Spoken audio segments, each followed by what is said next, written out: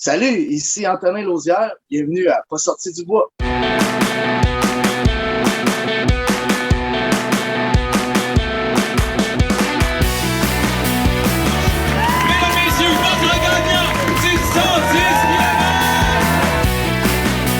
tu commences à te sentir bien en courant un ultramarathon, fais-toi-en pas, ça va passer.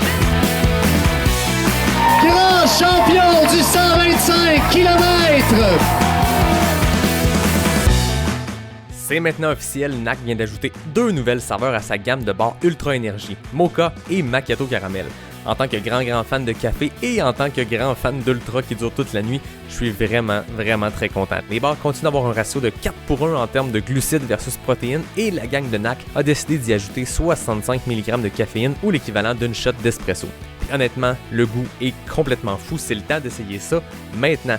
Va sur le nacbar.com, remplis ton panier et utilise le code promo pas sorti du bois pour avoir 15% lors de ton premier achat.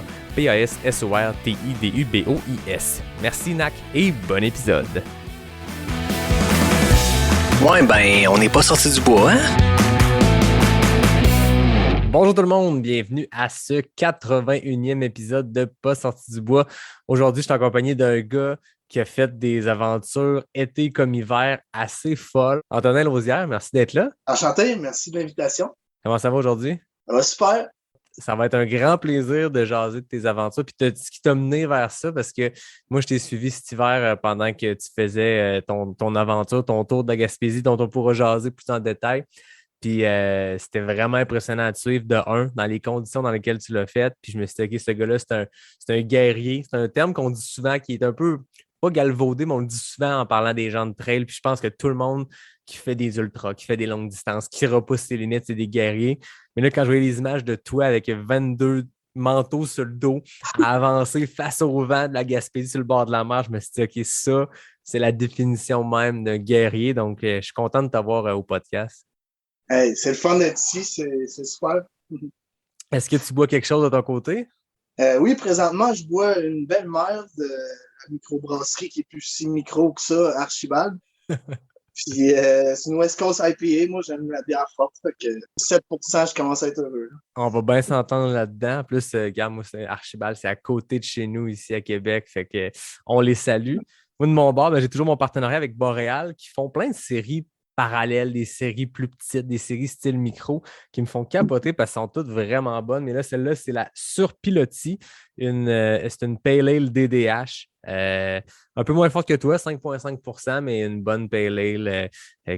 Cheers à toi. Cheers à toi. Merci. Merci d'être là. Je tiens à remercier la gang de Boréal. Ils sont là depuis le début de l'année, depuis le début de 2022 comme partenaires, puis ils sont vraiment généreux. J'ai eu la chance de goûter les hors-sentiers, que je trouve que quand tu as une alternative sans alcool, tu veux le goût d'une bière, mais tu ne veux pas l'alcool qui va avec. C'est un soir de semaine. Moi, je le sais que des fois, je me limite un peu la semaine parce que j'aime bien ça, la bière. La hors-sentier, elle faisait la job pour ça. Puis là, je suis content parce que là, je commence à découvrir des produits qui sortent tranquillement. Il y a des trucs vraiment cool qui s'en viennent du côté de Boréal. Puis je pense que leur branding, le hors-sentier, il y a quelque chose qui colle bien avec le trail. Puis je pense qu'on va les voir de plus en plus dans le paysage de trail. Fait que je les remercie. Voilà. Antonin, jason de toi. Parle-moi, avant qu'on rentre dans tes aventures, parle-moi de toi, de ton parcours. Tu es un chanteur de punk rock. Tu as bifurqué à un moment donné vers la course. Tu as une belle intensité pour ne pas citer un film qui a été fait sur toi. Tu es allé au podcast de Richard Roy, que je salue d'ailleurs. Un gars que j'ai eu l'occasion de rencontrer à Bromont, mais que j'ai revu en fin de semaine au Lac-Saint-Jean pour Cryo.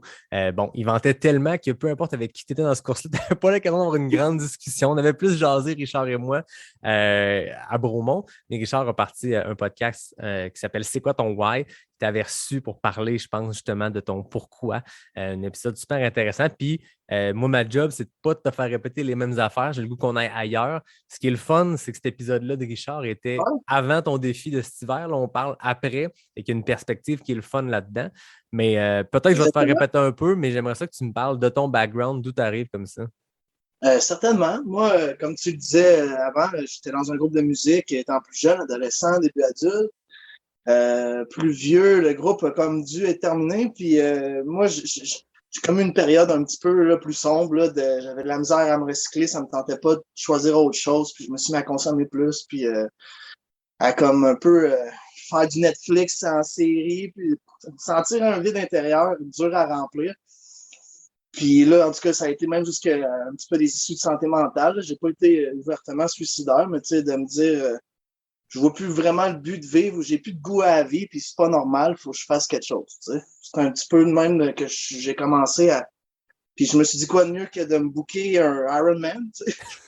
À ce moment-là, est-ce que tu avais un background de sport ou tu avais plus le background de punk rock? Donc, je comprends, je veux dire, l'industrie de la musique et je pense que le punk rock, la tournée des bars, c'est peut-être pas le moment où tu as fait le plus de nage et de course. C'était quoi, à ce moment-là, quand tu as pris la décision de t'inscrire à Ironman, c'était quoi ton background de sport?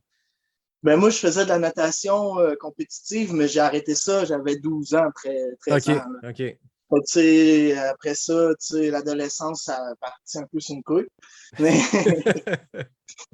mais ouais, mais puis tu sais, il est quand même un bon fumeur, puis j'étais en surpoids, je pesais quasiment 200 livres, 190 livres à 5 pieds 9, c'était quand même pesant. Là.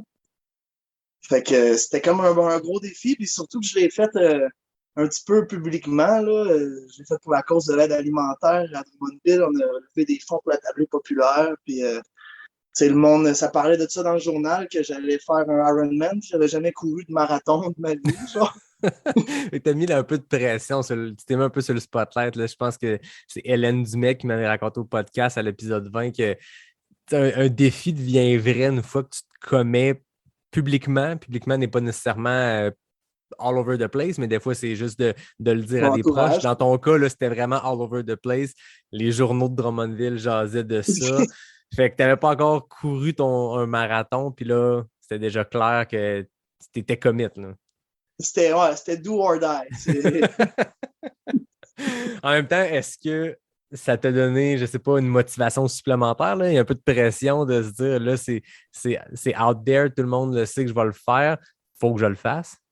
Ah, certainement. Puis il y avait beaucoup de petits donateurs, tu sais, ça avait beaucoup pogné la campagne dans la maison RPA de mes grands-parents, tu sais, puis plein de petits dons, puis beaucoup de monde qui allait demander, puis là, tu finis, tu sais. Fait que c'est moi, la veille du triathlon, j'ai pas dormi, j'ai fait une nuit blanche carrée, j'avais peur de pas me réveiller, de skipper l'heure du cadran, puis juste... Fait que j'ai pas dormi, mais ça a bien été, tu sais, mais oui, il y avait beaucoup d'yeux, tu sais. Ben, c'est correct. En même temps, ça met la petite pression qui fait qu'on se dépasse. Tu es un chanteur de punk rock, je suppose que tu aimais avoir le spotlight. Là. Je veux pas le dire négativement. Je pense que quand tu es prêt à te mettre sur une scène puis à chanter puis à donner un show, il y a ce côté-là qui est le fun. Est-ce que tu as retrouvé ça un peu dans le fait de crier haut et fort, je m'en vais faire un Ironman, checkez-moi aller? Ben, effectivement, c'était un certain stage, c'est vrai, vu de même, j'avais jamais pensé à ça, mais mettons que c'était mon retour dans la sphère publique, tu sais, je bookais des événements, j'étais producteur, adolescent, je bookais des bars, tu sais. OK. T'avais pas l'âge d'aller boire de la bière dans le bar, mais tu bookais des shows dans des bars? Ouais, c'est moi qui organisais l'événement, tu sais, de la soirée dans le bar. Il y avait déjà un côté entrepreneur, tu sais. Oui, peut-être que c'était un peu adolescent, un peu juvénile de booker des shows dans des bars, puis on y va, on fonce, mais en même temps, c'est un côté très entrepreneur. Puis, tu sais, je le dis tout le temps, moi, je ne vais pas préparer des questions, mais je vais aller lire sur la personne, je vais aller écouter des podcasts qui ont peut-être fait dans le passé. Puis, dans ton parcours, dans ce que j'ai pu lire, je sens qu'il y a ce côté-là entrepreneur de dire, tu vas pas juste faire ton défi, tu le brand, tu as un côté communication. Moi, je travaille là-dedans, puis je le vois, tu sais, dans le sens que tu l'annonces, tu donnes des updates sur tes défis, tu mets en scène un peu le truc. Là, je ne sais pas comment dire, c'est pas de la mise en scène, c'est pas le bon terme. Non, parce mais que je comprends ce que tu veux dire. Face aux éléments, mais t'entoures ton défi d'une espèce d'organisation, d'une communication, puis nécessairement, c'est un côté entrepreneurial qui devait venir aussi du côté de booker des shows. Il y a un côté très entrepreneur là-dedans. Là. T'as raison. Puis, tu sais, la période un petit peu dépressive, elle venait gros du fait qu'il y avait une perte identitaire là-dedans. Tu sais, comment être quelqu'un dans la société, être en relation avec les autres, quand tu n'as plus ton moteur, ton levier qui fait que tu parles au monde, que, tu sais, là, fallait comme un peu remplacer. Puis, j'étais peut-être dur un bon moment là-dessus, mais, tu sais, des fois, il y a qu'est-ce que tu veux, puis qu'est-ce que tu as besoin, c'est pas la même chose. Puis moi, c'est pas ça que je voulais, faire du sport d'endurance. C'était pas mon rêve à base de mon idéal comme mental, tu sais, c'était pas, mais au niveau de ce que ça me fait, puis du bienfait que ça m'apporte. Puis, tu sais, mon besoin est plus là. Tu sais, je suis encore musicien, j'ai un spectacle solo acoustique plus folk, tu sais, ça reste un peu grinçant, mais c'est assez pop comme musique maintenant, là, tu sais. Mais tu sais, il reste que pour mon équilibre personnel, le sport, ça passe un peu avant tout le reste. Tu sais, si ça roule, le reste va rouler. Tu sais. Ouais, je comprends. Puis là, on parle, ton band de punk arrête, tu tombes dans une espèce de moment un peu plus dark, un moment un peu plus de recherche d'identité. Là, tu disais que tu étais en surpoids, tu fumais, tu consommais. Puis là, tu t'inscris au Ironman. Au moment que tu t'inscris au Ironman, tu es encore fumeur, bon consommateur, surpoids. Tu as combien de temps devant toi pour te mettre en shape, là? Mais j'ai à peu près 6 mois. OK. 8 mois, mettons. Disons 8. Puis comment ça a été la C'était préparation assez physique? Ben, j'ai eu la chance d'avoir un peu d'argent de côté à ce moment-là. Fait que, tu sais, j'ai pu m'investir comme à temps plein sur ma perte de poids. Ça, c'est quelque chose que j'ai été chanceux là, de vivre. J'ai beaucoup nagé. J'ai utilisé le stade olympique pour fondre. OK. Parce qu'il n'y a pas d'impact, tu sais, puis tu peux aller un peu plus dans les zones rouges, les extrêmes, tu sais, sans moins de conséquences, tu sais. C'est sûr que la nage, il y a le VO2 max dans le piton, il y a une côté musculation, puis tu n'as pas l'impact que tu peux avoir dans de la course. Là. Puis si tu ramollis, ben tu vas juste moins vite, tu sais, tant que ça continue, tu t'actives, tu brûles du gras, tu sais. Ah, c'est ça. Mais je savais pas ce que je faisais. Je faisais des niaiseries, là. J'ai déjà nagé 12 000 mètres avec un litre d'eau et pas de nutrition en 4 heures, là. Tu sais, je suis revenu chez nous, j'avais des bouffées de chaleur pendant 2 jours, c'était n'importe quoi, là. T'es allé intensément, là. Ouais, j'essayais, tu sais, dans ce temps-là, on dirait que c'était allé même plus loin que ce que j'ai fait avec le Tour de la Gaspésie, vu que j'étais plus préparé physiquement. Ou, tu sais, dans le futur, j'aimerais bien ça retourner dans ces zones-là, mais avec ma nouvelle forme, tu sais. Ouais. Parce que quand tu es en surpoids, j'en ai vu au Ironman, justement, des gens, tu sais, qui n'avaient même pas perdu leur poids et qui passaient à travers. Je trouvais ça impressionnant. Moi, ça m'a rendu humble de cette compétition-là parce que les personnes âgées aussi, là, j'étais à la même auberge que le numéro 1 des 60-64 ans, puis il a fini 45 minutes avant moi, à 63 ans. Ah, c'est impressionnant. Hein? Tu sais, moi, c'était comme, ouais, ça m'a ouvert les yeux sur un univers, cette course-là. Tu sais, le triathlon, c'est une chose, là, mais ouais, c'est l'endurance comme, au sens large. Hein? Ouais, ça rejoint, tu sais, toutes sortes de monde, mais il y a un point commun là-dedans, tu sais, qui est dur à mettre le doigt dessus, là, mais tu sais, Ouais. un dépassement de soi ou je sais pas, c'est spécial. Il y a un élément que tout le monde va rechercher d'une certaine façon là-dedans, tu sais, peu importe le niveau, peu importe si tu rentres ton Ironman en 10 heures ou en 15 heures, il y a quelque chose qui se passe, je veux dire, ça prend tellement de temps. Puis, tu sais, j'ai jamais fait de triathlon, mais j'en ai parlé avec plein de coureurs de trail dans le podcast qui ont un background, qui en font encore du triathlon. Puis c'est une discipline complètement différente, mais il y a un temps énorme à investir. Tu sais, en course, there's so much you can do. Là. Je veux dire, il y a une limite au nombre d'heures que tu peux mettre de course, mais je pense qu'en triathlon, en combinant ces 3 sports-là, tu peux atteindre un gros volume d'heures d'entraînement par semaine, puis c'est extrêmement exigeant. Fait qu'il faut qu'il y ait un dénominateur commun, que tout le monde qui fait ça ait ce même attrait-là d'aller dans ces zones d'endurance-là parce que c'est tellement de travail pour se rendre là. Avec du recul, est-ce que tu le dis là, c'était un peu n'importe quoi ton entraînement, tu t'es préparé au mieux de tes connaissances, mais est-ce que tu arrivais là-dedans avec une genre de naïveté qui t'a aidé justement à pas trop l'over-thinker, puis tu t'es juste comme lancé là-dedans, puis tu sais, y avait-tu cet aspect-là de naïveté qui fait que tu as pu atteindre ton objectif de se dire, ben je me lance un défi complètement fou, puis clairement, n'importe quel kiné ou coach t'aurait dit, ça marchera pas, mais puisque tu n'avais personne pour te le dire ou puisque tu avais ta naïveté, ben tu as poussé et tu l'as fait? Mais c'est une bonne question. Ouais. Tout le monde me disait, hey, fais un demi, là, fais le demi pour commencer. Là. C'est pas de même, ça marche. Mais pour répondre à ta question, je pense que les émotions faibles, tu sais, quand tu te sens pas dedans, c'est la logique qui t'amène à les dépasser. Tu sais, tu prends le pouvoir de la logique pour battre les émotions faibles. Mais les émotions fortes peuvent battre la faiblesse de la logique, tu sais. Si tu vas jouer un peu dans l'irrationnel ou dans l'émotionnel, tu peux réussir à utiliser ces forces-là pour un peu battre le côté terre-à-terre qui pourrait être démotivant, dégonflant. Tu sais, oui, en surpoids, fumeur, tu startes la grosse affaire, t'as jamais couru de marathon, tu te blesses en courant quand tu cours 25 kilos, ça regarde mal. Là, tu sais. Ouais. Mais c'est intéressant qu'est-ce que tu expliques que justement, à un moment donné, il y a le rationnel qui est là, puis ça peut aider à atteindre plein d'affaires, mais il y a un niveau, puis je pense que dans l'ultra, puis tu en as fait, là, on parle de tes défis de Ironman, puis tes tours de la Gaspésie, mais entre les deux, tu as eu aussi des ultras un peu plus standards, disons, des ultra trail Arikana.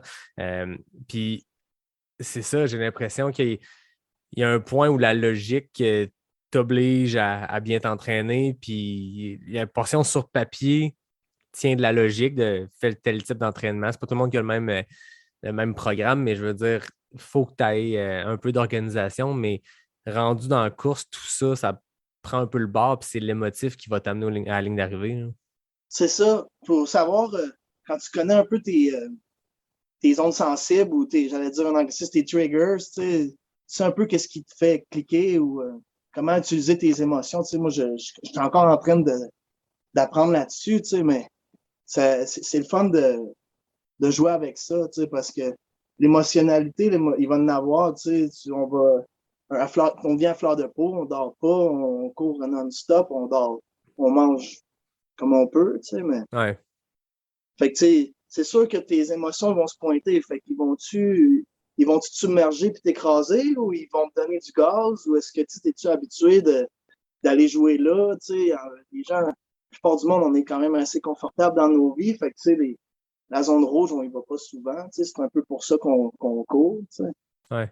Ouais, puis je pense qu'à travers le sport d'endurance, on apprend des choses qu'on peut appliquer ensuite à notre vie. Moi, j'ai remarqué récemment, dans des moments, tu sais, je ne veux pas dire plus dur, mais des moments intenses, que ce soit au travail, que ce soit dans autre chose que la course, j'ai appris à me dire, oh, mais tout finit par passer, puis regarde, c'est un bout de tough, on serre les dents, on avance, puis ça finit par passer, puis c'est de quoi qui me vient clairement de mes longs entraînements puis de mes longues courses, parce que à un moment donné, tu fais une course de trail, puis soit tu abandonnes ou ton cerveau te lâche ou tu te rends jusqu'au bout, mais tu es démoli, puis tu te dis, hey, je ne peux pas faire plus de distance que ça. Je m'inscris à un 50, puis après 40 km, j'ai plus de jambes, puis je finis le dernier 10, c'est rotule. Comment je vais faire pour faire plus? Puis la fois d'après, tu fais plus, puis tu as autant mal aux jambes après 40 kilos, mais tout passe. Puis tu apprends que tout finit par passer. Je veux dire, tu l'as fait, mettons, l'Ultra Trail Arikana 125 km. Tu ne peux pas faire 125 km et avoir aucune douleur. Il y a un moment où, à un moment donné, tes jambes te lâchent, puis tu ne peux pas te dire, OK, c'est fini, ça ne marchera pas, puis tu serres les dents, puis tu avances, puis à un moment donné, ça revient, puis tu sais, tout passe. Je pense que c'est Gilles Poulain qui répétait ça. Tout passe, puis tu peux l'appliquer à la vie nécessairement, ça aussi. Des bouts de tough, tout le monde en a, des périodes creuses, des moments intenses. On en a vécu dans les derniers 2 ans, je pense, avec la pandémie, ça a été tough pour bien des gens. Et tout passe. T'sais. À un moment donné, c'est des vagues, c'est des creux de vagues, il y a des ups, il y a des downs, mais on l'apprend par le trail. Puis après ça, il y a des gens que c'est le contraire. Ils appliquent leur leçon de vie à la trail. Il y a des gens qui apprennent dans le trail, dans l'endurance, puis c'est une roue qui tourne, tu appliques un à l'autre, puis c'est l'infini. Il n'y a rien de pire que d'avoir abandonné en se demandant jusqu'où j'aurais vraiment pu continuer finalement. Puis un coup, la poussière retombe un peu, tu te dis, hey, j'étais-tu vraiment obligé d'abandonner là? Tu sais, j'étais-tu vraiment comme plus capable à ce point-là? Tu sais? Ouais. C'est le doute que tu as. Je sais que je voyais que tu avais essayé le Gaspésia 100 miles, qui est un 100 000 complètement difficile, un des plus toughs probablement qu'on a ici. Puis j'ai vu que tu avais un DNF là-bas. C'est quelque chose que tu repenses par après, j'aurais-tu pu faire plus? Est-ce que tu te remets en question après ces moments-là? Ben, dans ce cas-là, non, parce que moi, c'était ma première course en trail. J'ai choisi de faire la totale. Comme t'es Ironman. Ouais, j'étais là, gars, j'ai couru le marathon. Qu'est-ce qu'il y a après le marathon? 100 miles, tiens, on va l'essayer. Mais non, c'est ça, c'est l'édition 2019, celle qu'on a commencé dans la mer, puis il y avait eu un déluge de pluie avant, fait qu'on était dans la grosse boue jusqu'aux chevilles. Puis j'ai quand même fait 80 km avant de me retirer. Parce que je sentais vraiment mes stabilisateurs, puis tu sais, la boue, puis tout ça. Je pense que j'ai bien fait parce que je compétitionnais sur Ironman aussi le mois d'après. OK. Fait que ça a été safe parce que ça a nourri ma progression. Ça a comme fait un gain, tu sais. Puis c'est un petit peu là la limite dans mon cas, tu sais, j'aime ça regarder à long terme. Tu sais, au début, quand j'étais en surpoids puis que je voulais me prouver, j'étais tout le temps dans les personal best, de faire son plus vite à tous les jours. Mais là, j'ai une vision plus long terme. Tu sais, je veux avancer dans ma démarche sportive plus que de faire un événement tu sais, sporadique. Là, tu sais. Puis le finir, mais être magané pendant 6 mois. Là. Ouais, c'est ça. Mais c'est dur à savoir où la blessure débilitante, tu sais, celle qui te fait juste lâcher dans ta tête. C'est deux choses. Il faut apprendre dans ces longues distances-là. Il faut apprendre à séparer les douleurs intenses qui sont, entre guillemets, normales. Parce que tu ne peux pas finir un 100 miles sans avoir de douleur. Par contre, il y a une limite à franchir ou à ne pas franchir qui est la blessure. Puis des fois, c'est très dur de discerner l'une de l'autre. Là. C'est ça. Mais moi, mettons, mon truc personnel, tu sais, ça reste de y aller tranquillement dans le sens de pas essayer d'étirer l'élastique trop loin. Là, tu sais, si tu sens que tu es dans le rouge un peu, tu essaies de te protéger, mais c'est facile à dire qu'à faire. Il y a des racines qui la bouettent. Fait que là, tu parlais de ta démarche sportive. Là, j'ai l'impression qu'avec ton premier Ironman 2018, il y a une piqûre qui a eu lieu. Là. Je veux dire, tu as eu le goût de quelque chose parce que l'année d'après, 2019, tu as aligné, je le disais, Gaspésia, tu as parlé d'un deuxième Ironman, Ultra Trail Arikana. Ouais. Tu as clairement eu un déclic suite à ce premier Ironman-là. Puis c'est quand que la course en sentier est arrivée dans ta vie? Quelques semaines après le premier Ironman, moi, j'ai eu un gros accident de char. Je me suis fait rentrer dedans à 100 km/h porte-conducteur. Puis j'ai été chanceux de rien qu'avoir une hanche cassée, puis pas trop de séquelles. Là. Pas de séquelles, en fait.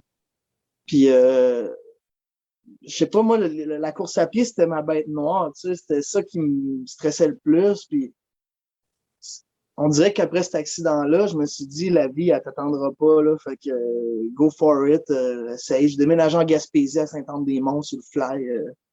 Je me suis inscrit à tous ces événements-là, comme tu as cité. Puis, qu'est-ce qui m'a amené vers la trail, c'est que, oui, la nature, la montagne, puis, mais aussi l'aspect minimaliste, puis 4 saisons de la course à pied. Tu sais, moi, je veux en faire un mode de vie. Fait que j'ai de la misère quand la saison de vélo elle commence, elle finit, puis tu ranges tes affaires, puis la piscine est ouverte, elle est fermée, le lac est gelé, tu sais, tout cet aspect-là m'énerve. Fait que, m'énerve. Ouais, je vais le dire. Ah non, t'as le droit de le dire, puis en même temps, c'est ça, c'est chacun trouve son sport, puis c'est ça la beauté de la course. J'ai le même problème que toi. Je le sais qu'il faut que je fasse du cross-training. Je le sais qu'il faut que, tu sais, je veux dire, l'année passée, j'ai fait full ski de fond parce que j'étais un peu blessé, fait que je faisais attention. Là, cette année, j'étais en feu dans le sens que mes trainings allaient bien, j'avais pas tant de bobos. Mais j'ai pas sorti mes skis de fond. On est rendu le 22 février, tu sais.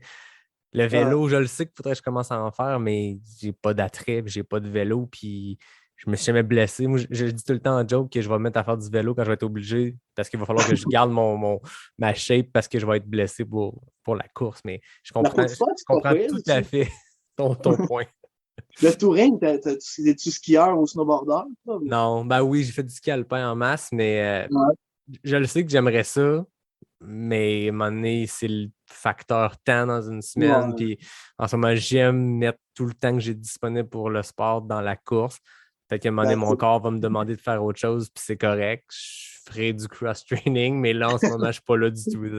Mais je peux comprendre ton point de la course, c'est simple. Et oui, on blague des fois, c'est le sport le plus simple, mais là, tu t'inscris à un ultra, puis il y a 72 patentes obligatoires. Mais ça reste que c'est simple. Je veux dire, n'importe quel jour, n'importe quelle heure, si tu as une lampe frontale, puis une paire d'espadrilles, puis une coupe de couches pour l'hiver, tu peux aller loin. Là. C'est drôle que tu dises ça. On pense que c'est minimaliste, la course, mais on avait compté dans le Tour de la Gaspésie, j'avais 14 morceaux sur les jambes. Je mettais des compressions de par-dessus l'autre, là, comme pour faire assez d'épaisseur, là, mais c'était comme, man, ça peut bien être long, les transitions. Là. Sur le corps, je pense que j'avais 19 ou 20 morceaux. Ah, c'est ça, exact. C'est simple, mettons, l'été, quand tu commences, puis à un moment donné, tu te mets à diversifier un peu tes entraînements, tu te mets à aller en sentier, puis là, ça te prend une paire d'appareils de sentier. Puis là, tu Ouais. prends goût à des longues distances. Fait que là, je peux plus juste partir avec une petite gourde dans ma poche. Fait que là, boum, la veste, hydratation. Puis à un moment donné, hey, il y a des belles casquettes, puis la palette à servir. Je vais m'acheter une casquette, puis 2, puis 3, puis des buffs. Puis là, l'hiver arrive, fait que là, ça te prend des couches. Je pense qu'il y a une manière d'approcher la course d'une manière minimaliste. Il y a des espadrilles qui sont minimalistes. Il y a une façon de s'entraîner, de courir. Il y a une façon de vivre minimaliste. Mais c'est sûr que le jour que tu t'inscris à un événement ou que tu te lances dans des grandes aventures comme toi, bon, c'est sûr qu'avec 20 morceaux, c'est dur de dire minimaliste. Mais t'es pas obligé d'avoir 14 morceaux. Moi, j'aime bien les choses amovibles. Tu peux le bouger, le baisser, le remonter. Moi, je transpire pas mal, fait qu'il fallait vraiment jouer à tout ça pour beaucoup. Là, t'as pas besoin de 14 morceaux. Là. Les éditeurs, faut pas qu'ils pensent ça. Là. Ben non, exact. Mais c'est ça, chacun le trouve. Moi, je reviens de faire la course cryo, puis il fallait 20 morceaux en fin de semaine parce que faisait fret. Hein? Ah, ça avait aucun sens. Ça avait aucun sens, mais c'était trippant. T'es chanceux. Ben, moi, pour vrai, je le dirais pas trop fort, mais je le dis au podcast, fait que c'était dit fort, mais je m'attendais pas à moins que ça. Tu sais, puis c'est une course vraiment tough, c'est une édition vraiment tough, puis il y a des gens qui ont eu. Tu sais, je veux pas tomber dans le gag là-dedans, pas du tout. Mais tu me parles de cryo sur le lac Saint-Jean, exposé au vent en plein hiver. Je m'attends exactement à ça. C'est ce qu'on a eu comme cocktail. Puis en fait, c'est drôle, on parlait de Richard Roy tantôt. Dans l'autobus avant, puis je l'ai compté à l'épisode 80, je ne le répéterai pas trop en détail, mais à un moment donné, la directrice de course rentre et dit là, c'est des conditions qu'on n'a jamais vues. Ça va être tough. Si vous voulez changer de distance, c'est correct. Si vous décidez de ne pas partir, on ne vous jugera pas. Puis je trouve ça super beau comme message. Puis il y a juste moi et Richard qu'on était assis de billets dans l'autobus. On s'est regardé, on a fait nice. Ça va être épique, mais on fait ça pour ça. Je veux dire, ton tour de la Gaspésie cet hiver, on va y arriver dans le récit, mais c'est sûr qu'il y a de ça, puis c'est tough pendant, puis c'est pas le fun tout le long, mais la satisfaction après, que tu l'ailles juste essayé, peu importe jusqu'à quel kilomètre tu te rends, c'est pas grave. Tu es allé comme dans la tornade, puis tu t'es fait shaker, puis tu as essayé quelque chose, puis tu as surpassé tes limites. Là. Ben oui, notre corps est capable d'en prendre là, solide. Là. Ah ouais. Fait que là, 2019, des courses de trail, premières expériences sur des longues distances. Tu as commencé ça smooth avec le 100 miles en Gaspésie puis le 125 à Ricana. Tu parlais du DNF, tu sais, ça m'a un peu laissé sur le cœur. Tu sais, j'ai fait 2 tours de la Gaspésie, on en parlera plus tard. Un le printemps 2020 puis un cet hiver. Puis chaque fois que je repasse à Percé, coin du banc, j'ai la crotte sur le cœur, je veux finir, tu sais. Puis justement, tu sais, mon inscription 2020 est encore valide. Puis j'ai écrit à GF hier, GF TAP, puis je me suis officiellement inscrit à l'édition 2022. Fait que, fait que là, tu réessayes le 100 miles. Excellent. Ben, c'est une course indomptable. Ça prend plusieurs essais. Il y a plein d'exemples de gens que ça leur a pris plusieurs fois ou des gens qui ont fait des plus courtes distances pour apprivoiser ce sentier-là. Il y en a qui l'ont fait one take, premier essai en Gaspésie, fini le 100 miles, mais ça se compte sur une main. Il y a beaucoup de monde qui se sont cassés les dents, qui sont revenus. Il y a du monde pas juste le parcours. Hein. Ah non, c'est tout. C'est la logistique du truc. Dans mon cas, mettons, sur le 100 miles, on avait le même départ que le 56 km. Puis il y en a qui portent le dossard en avant, il y en a qui le portent sur le côté. Tu sais pas qui est dans quoi. Puis moi, c'était ma première distance sur aussi long. Fait que moi, j'avais l'impression de courir tranquillement. Hein. Je voulais me pacer sur un beat qui avait de l'allure, tu sais. Sauf que j'ai su entre les branches, j'aurais été 4e sur le 56, là, si j'avais fait cette distance-là. J'étais vraiment pas assez lent, là. Fait que t'es parti vite pensant que t'étais au pace des autres, mais tu suivais la gang du 56 km. Ben, il y avait toute leur énergie, même si tu veux pas les suivre, tu sais. Ça pédale, tu te fais passer, t'accélères un peu avant de te faire passer. Puis, tu sais, même, j'étais comme avec la tête de course au début, tu sais, puis j'ai fait même accélérer, on dirait un peu le pace à Duhamel, puis à l'autre gang, puis là, il commençait à arriver plus vite que JF s'attendait, les Aid Station n'étaient pas prêts, puis c'était comme créer un chaos de début, tu sais. Ah, c'était une drôle d'édition parce que c'est ça, il y avait sur le 50 kek, tu avais Jean-Philippe Thibodeau, qui est un athlète exceptionnel. un gars de triathlon qui, quand il fait des courses de trail, il remporte ou il surprend tout le monde. Puis il y avait un gars, je ne sais pas si vous connaissez, Mathieu Blanchard, sur le 50 Oui, km. ben, je le connais, Mathieu. Fait que, tu sais, je veux dire, ça allait vite. Ça allait vraiment vite. Puis moi, j'étais sur le crew d'un gars qui était en tête de course avec Thomas, probablement avec toi.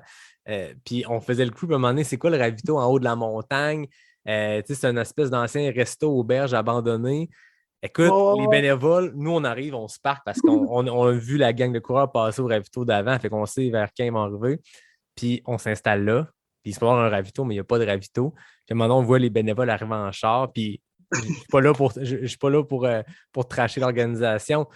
Au contraire, les bénévoles s'étaient fait dire allez à telle heure parce qu'il n'y a jamais personne qui est passé à telle heure ah, au ravito.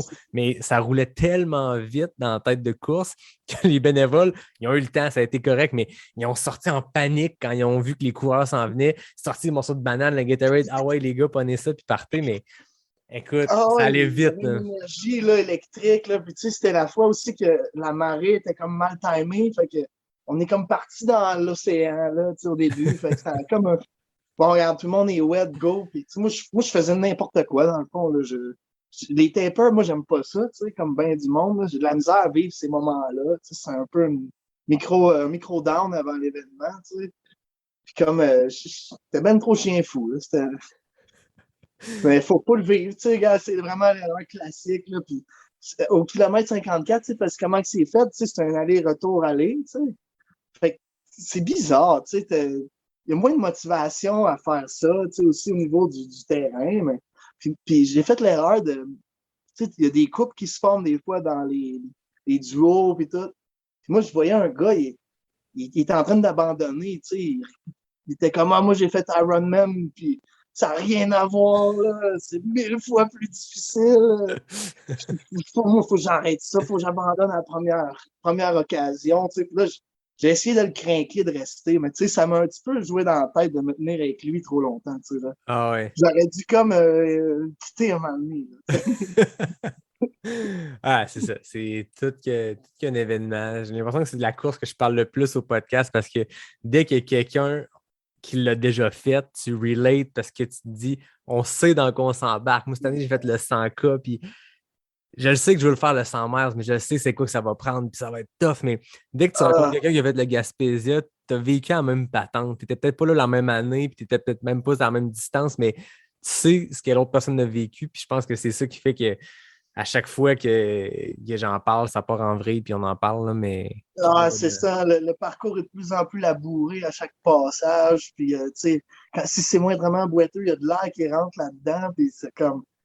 C'est quelque chose. Après ça, Ricana, comment ça a été? Hey, ça, c'était très mal aussi, dans le sens que c'était un finish de Survivor. Là, tu sais, moi, je fréquentais une personne dans ce temps-là qui était américaine, puis j'étais allé la reconduire, j'avais fait beaucoup de chars, puis on avait bu, on s'était comme dit bye, là, j'avais comme brossé un peu le jeudi. Puis tu sais, le départ, il est vendredi à 2 heures du matin AM, tu sais. Ouais. Sauf que moi, dans ma tête, on dirait que j'avais dans la tête samedi soir, le départ. Je sais pas pourquoi, comme vu que c'était le samedi, mais 2 heures, mais je me suis réveillé le vendredi à Drummondville, pas d'équipement mandatoire de préparer, en réalisant que c'est à soir. Wow!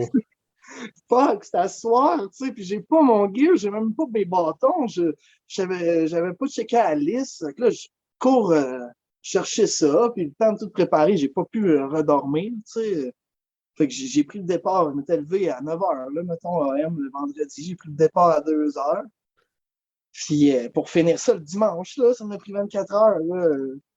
Fait que le dimanche matin, à 4 heures AM, j'étais encore debout à texter, Aïe, mais aïe! ça a été quelque chose. J'ai déchiré mon soulier dans le premier kilomètre, je pense, 25. J'ai piqué une racine dans la toile, puis ça l'a comme ouvert tout le dessus de mon soulier droit comme une cuillère, genre. OK. Fait que j'avais l'orteil exposé, je me suis fracassé souvent l'orteil, puis j'avais une cuillère. Mais tu sais, à part ça, on tapait à cuillère au Head Station, puis ça faisait jaser, puis c'était correct, là. J'ai l'impression que tout ça, ça te prépare pour les aventures que tu as faites après. Je veux dire, d'être un peu à l'arrache de même, puis de commencer un 125 déjà un peu fatigué parce que c'est pas idéal, on s'entend, mais on dirait que ça. Maintenant qu'on sait les années qui ont suivi puis les défis qui ont suivi, on dirait que ça te préparait pour ça, puis c'est correct, T'as ça fait raison. partie du process. Ouais, il va y avoir des problèmes. Fait que c'est la résolution de problèmes en continu. Action, reaction. C'est quand à travers ça que l'idée de faire un tour de la Gaspésie est arrivée. Ben, justement, mettons, après le Haricana 125, ma dite blonde du temps a dû retourner en Floride à cause de la légalité. Là. Il aurait fallu que comme je nous fasse vivre les deux pendant 16 mois, puis j'étais pas capable, puis c'était compliqué, elle pouvait pas être payée, puis elle est repartie. Puis moi, j'étais bien déçu de ça, fait que je me suis dit, pourquoi pas me booker 12 courses. j'avais, j'avais un début de saison, j'avais 4 courses en Nouvelle-Angleterre, là, dans le nord-est des États-Unis au printemps, là, un 100 miles au Maine. J'avais une coupe d'affaires, puis j'avais Gaspésie à 100, j'avais l'Ultra Trail des Chic Chocs, j'avais Arikana. J'avais, comme on le sait, le COVID s'est pointé le bout du nez. Fait que tout ça a pris le camp, le champ, puis là, qu'est-ce qu'on fait? Fait comme un peu tout le monde, j'ai essayé de me trouver un projet perso qui pouvait comme justifier pourquoi je m'entraîne, là, tu sais. Puis là, ben moi, c'était rien qu'une connaissance dans ce temps-là, mais je savais qu'il y avait un gars bien cool, Benoît Bisson, que lui, il faisait de la photographie, puis tout, tu sais, puis moi, j'avais déjà l'intention de faire mon projet avant de penser à lui. Je pensais le faire avec ma vanne puis un partner, mais finalement, il a montré de l'intérêt. Fait qu'on est parti avec son autobus converti, panneaux solaires, toilettes, cuisine, tu sais. Puis on est parti sur ce qui aurait été une expérimentation totale pour tout le monde, tu sais, parce que personne de l'équipe se connaissait. On n'avait jamais fait ça, personne. Moi, mon plus long, c'était Arikana 125, mais j'avais jamais fait de multi-D de ma vie. J'avais jamais couru 2 ultras en ligne. Là, on s'en allait pour 8 jours et demi. Puis on a été choyés par une canicule, comme les bonnes histoires de course en ultra. Il n'y avait pas de feuilles dans les arbres, puis il y avait du ressenti plus 40, 132 au mois de mai. C'était le 18 mai le plus chaud en 50 ans, puis toute la semaine a été comme ça. Je me rappelle exactement de cette semaine-là, 2020. Oui, ouais. Ça n'avait aucun sens parce que, je veux dire, tu choisis d'un mois de mai pour faire un défi. Je veux dire, tu t'attends pas à pogner de la canicule. Fin juin, juillet, août, tu le sais que ça va arriver, puis tu cours après. Là, mai, tu es quand même prévoyant de choisir un moment où tu peux aussi pogner des nuits à 5 degrés là, en mai. Moi, je pensais bien honnêtement être tout trempe là, dans le vent. Là. C'était ça mon image mentale. Moi, il va mouiller, il va vanter. Puis j'avais mes soignées en cuir aussi. J'avais tout mon gros plein de linge d'hiver. Puis on arrive là, pas d'ombre, pas de vent, pas de vent. Il ventait pas non plus, tu sais. Ça n'a aucun sens. Puis l'asphalte boucanait, puis c'était la première de l'année, tu sais aussi, j'étais pas acclimaté, j'avais pas vu ça venir. Puis, tu sais, encore là, Benoît, tu sais, c'était quasiment une commandite puis une fleur en soi qui me faisait participer. Lui, il vaut cher professionnellement, là, une journée. Je pense qu'il vaut 800$ la journée, tu sais, quand il se fait payer. Moi, il m'offrait une semaine de même là, dans sa maison, puis tout. Il m'a chargé le gaz puis l'épicerie, tu sais. Fait que j'avais cette pression-là que moi, je voulais aller jusqu'au bout, tu sais, mais ça a été extrême. Parce que le soleil m'a claqué, j'ai continué là-dedans, j'avais pas tout mon setup, tu sais, le bon setup, c'est défini puis c'est développé au fil de la semaine. Tu sais, ça prend ce morceau-là, ça me prend un bandana, ma nuque, ça n'a pas de bon sens, puis la camisole. Qu'est-ce que tu fais là, les épaules à l'air dans le soleil violent, tu sais, qui cache ça, mais j'avais pas cette expérience-là sur le moment. Fait qu'on l'a vécu à l'arrache. J'ai fait, je pense, 115 km la première journée, là, tu sais, parce qu'aussitôt que le soleil s'est couché, je suis viré fou. Ça a fait là, ça avance, ça va bien, c'est hot. Puis là, je checkais pas depuis combien de temps je courais. Puis je pense que j'ai fait quelque chose comme 22 heures d'éveil. Là. C'était trop long. Ça a parti fort, là. Ouais. Puis le lendemain, j'étais démoli. J'étais démoli vraiment, là, parce que c'est de l'asphalte. Hein, puis comment que c'est fait? C'est que tu as un bon volume de plat au début. t'as, tu sais, quelques côtes, mais t'as beaucoup de flats sur l'asphalte, puis tout d'un coup, ça se met à être le gros dénivelé intense, tu sais.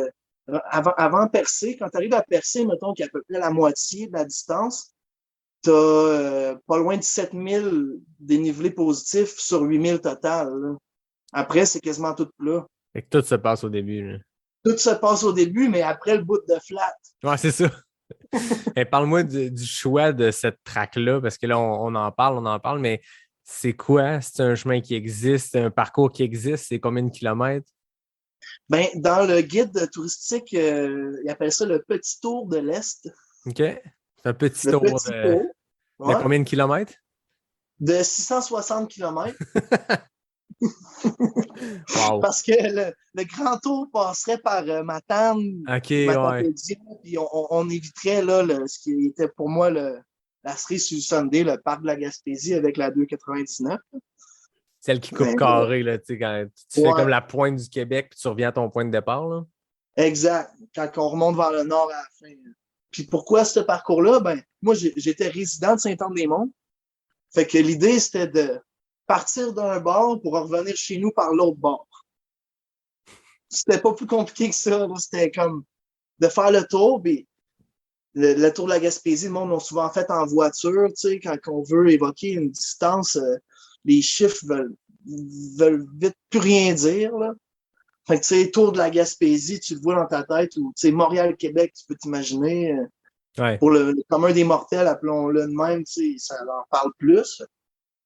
Puis au-delà de ça, ben, c'est vraiment cool, c'est beau. Puis je me disais, on va essayer de faire ce que le monde fait en vélo, on va essayer de le faire avec mes pieds, puis à peu près dans le même temps. Là, Puis ça a-tu marché? ça a marché. On s'est rendu, T'es mais revenu à la maison?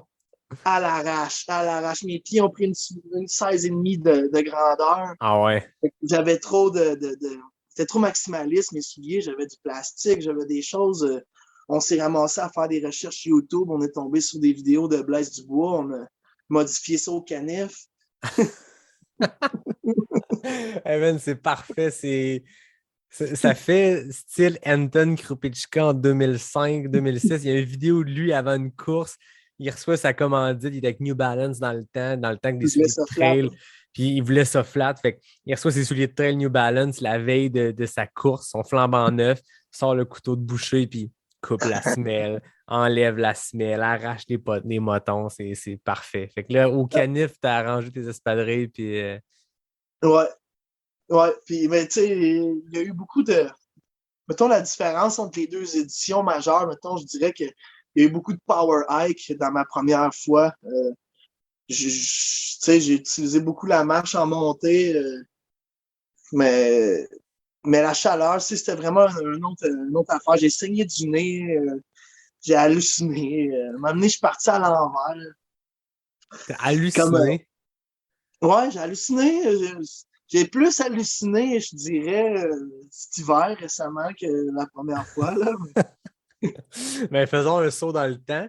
Fait que là, si vous voulez apprendre, si vous voulez comprendre le mindset dans lequel Antonin était avant son aventure de cet hiver, je vous encourage à aller encourager Richard, son podcast, à aller écouter comment tu te sentais avant ce défi-là. Bon, fast forward. Pourquoi le faire l'hiver? C'était-tu pour contrer quelque chose de la chaleur de l'avoir fait la première fois? Comment tu t'es dit, OK, je l'ai fait une fois, je veux le refaire, mais l'hiver? Pourquoi l'hiver? Ben, moi, je sais pas si je l'ai dit dans le truc à Richard, mais moi, là, en février 2021, je me suis vraiment explosé la cheville droite, là, mais vraiment pas beau. Là. Je me suis fracturé la malléole externe, je pense comme ça qu'on dit ça. J'ai 6 vis, une plaque, l'autre bord, mon ligament a été déchiré, reconstruit. Je sais pas, je me rappelle plus de mon diagnostic exact, là, mais il disait 6 à 12 mois pour un retour progressif Puis comment t'as à fait ça? l'impact. Qu'est-ce que tu as dit, pardon? Comment t'as fait ça? J'ai aidé un ami à déblayer un toit d'une vieille madame, tu sais, en plus. Puis, Ça moi, partait d'une bonne action. ben ouais, je m'en allais courir. J'étais comme, j'ai le goût d'aller courir. Mais, on m'a aidé mon chum, là, il aide une madame, tu sais. Puis là, c'est ça, là, on a fait un temps de neige, puis le tas, il y a eu chaud, puis il y a eu froid, il y a l'ombre, le vent a tapé dessus, puis en temps de 10 minutes, il est devenu dur, puis moi, j'ai pas comme compris ça, là. Puis au lieu de prendre l'échelle, j'ai juste baissé mon corps vers le tas de neige. Puis ma proprioception était pas bonne. Tu sais, c'était peut-être 5-6 mètres, 5-6 mètres, 5-6 pieds maximum. OK. Puis je suis juste arrivé à un pied sur le bout du tas en pensant qu'il renfoncerait. Puis il n'a pas renfoncé. Puis moi, j'ai tourné là-dessus. Là. Aïe, aïe. J'ai gueulé. Mon ami, il pensait que je le niaisais. J'étais là, non, non, non, ouais, donne-moi une cigarette. Puis va chercher mon matelas tout seul. Fait que là, les médecins disaient 6 à 12 mois pour recourir. Retour progressif, ouais, à l'entraînement. Tu sais, fait que là, courir, c'est quand même On bon est loin. impact. Ouais. Ouais, il était assez conservateur dans leur diagnostic, disons-le. Mais ça a l'air, c'est le même, cette blessure-là. Sauf que moi, je sais pas, tu sais, c'était suite à ma meilleure séquence d'entraînement à vie, tu sais, après le Tour de la Gaspésie 2020. Moi, j'ai comme compris que, crime, j'aime ça, l'ultra, j'aimerais peut-être ça, m'investir à un autre niveau là-dedans. Tu sais, j'avais pas de contraintes pour mettre plus d'heures, puis go for it. Puis je m'en venais performant, c'était mon pic de ce temps-là, puis je m'entraînais à tous les jours, 6 jours semaine, une moyenne de 30 kilos par jour. Je faisais mon 100 miles semaine, puis crack, tu sais. Ouais. Fait que là, j'ai vu ça un peu comme, pour pas paniquer, tu sais, tu disais tantôt, on prend les apprentissages de l'ultra, puis on les applique dans la vie de tous les jours, tu sais. Moi, je me suis dit, c'est comme un down, puis il faut que je remonte, là, puis qu'est-ce que je fais? Je veux pas que je panique, là. OK, c'est un défi, c'est un test. OK, je vais faire la meilleure rehab à la Rocky qui existe. Si je peux faire... OK, je vais manger des crudités, je vais... OK, m'aller des livres de course, me parler à du monde. Si je peux faire pour pas régresser, puis comme continuer d'avancer même si je suis blessé, tu sais. C'est comme rentabiliser ton temps de récupération, en tout cas de Ouais. rémission. Là. Ouais, puis là, tu sais, un coup plâtré, ça faisait déjà 2 semaines que j'étais immobilisé, là, assis, puis j'étais plus capable. J'étais en train de virer fou, fait que j'ai mis des vis en dessous de mes béquilles. Puis j'ai commencé à faire des sorties 2 km au début, là, mais c'est allé jusqu'à 10-12.